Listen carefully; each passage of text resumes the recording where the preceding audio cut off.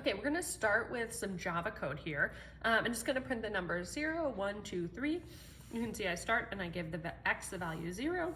Then while x is less than 4, I'm gonna print x and then add 1 to x. And remember, whenever we execute the end of, get to the end of executing our body, we come back up and check that conditional again.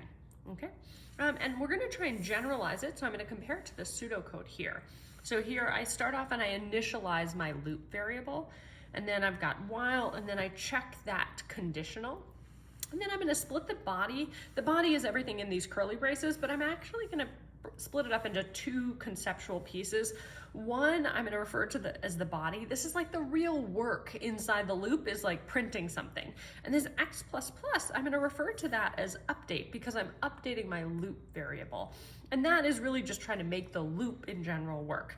And then I've also added after, because we're gonna trace through this pseudocode. We're gonna run this after I get to the point where cond, or that conditional, returns false. Okay, now I have my pseudocode on the left for my while loop, and I have a flow chart on the right, because actually what's happening on the left I think is really pretty complicated. I've removed the syntax so that we can focus on the big ideas. And here you can see I've drawn this flow chart almost, with these arrows that connect it, and I'm gonna use a little game piece like you would in a little board game to keep track of where I am in there. And so remember, we start and we initialize it, so I'll have my game piece there. The next thing we do is we test that condition. If that condition is true, which I've represented here as a Y for yes, I'm gonna come and execute the body of the loop. When I finish the body, I follow this back on up and I'm gonna execute the condition again. Okay, if it's true, I execute the body. When I finish that, I come back up and check this condition.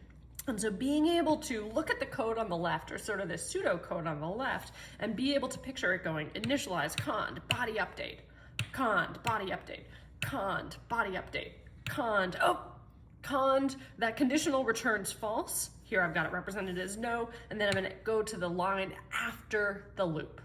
Okay, being able to translate it in that way is going to be really important for us to be able to write while loops.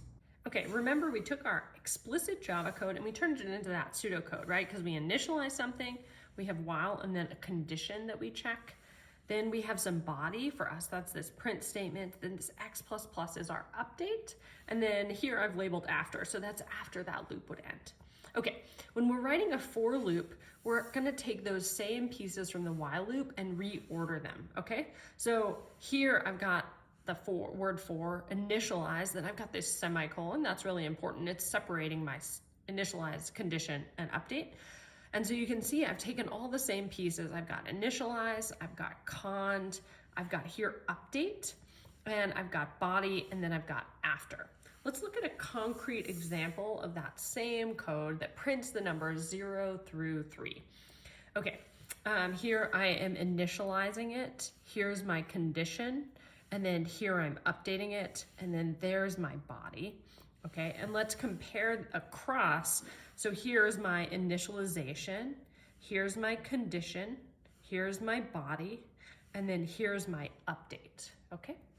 Okay, remember we took our explicit for loop just as an example, and we turned it into this pseudocode down here, where we've got that initialization, x = 0, the conditional, x is less than 4, and then the update, that's x++.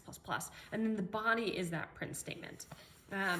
And now let's look at how we can turn that pseudocode into a flow chart. And you can see from the diagram, I start and initialize, I go to the conditional. If it's true, I've represented that here as Y for yes. I'm gonna execute the body, then I go and I update, and then I come back to the conditional. So you can see that loop that's created here.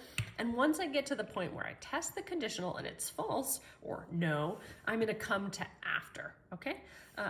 So let's look at that one more time, tracing through it with that code. So I start in my initialization, for example, x = 0. Then I test my condition, that's x is less than 4.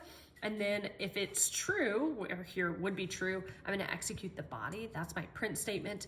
And then I go to the update, that's the x+1. And so it's actually a little bit counterintuitive. I think in the diagram, you can see like boop, boop, boop, boop, boop, boop, boop. It's like looping around there. But here, when we look at our for loop, we go initialize, condition, body, update, condition, body, update, condition, body, update. Just like we had here, condition, body, update, condition, body, update, condition, body, update. Okay, I'm abstracting away that like if the condition's ever false, I stop. But that big idea of condition, body, update, except here it's in kind of a funky order, condition, body, update, condition, body, update. And being able to translate some like concrete code into being able to reason about it like a flow chart to see the actual steps is super important.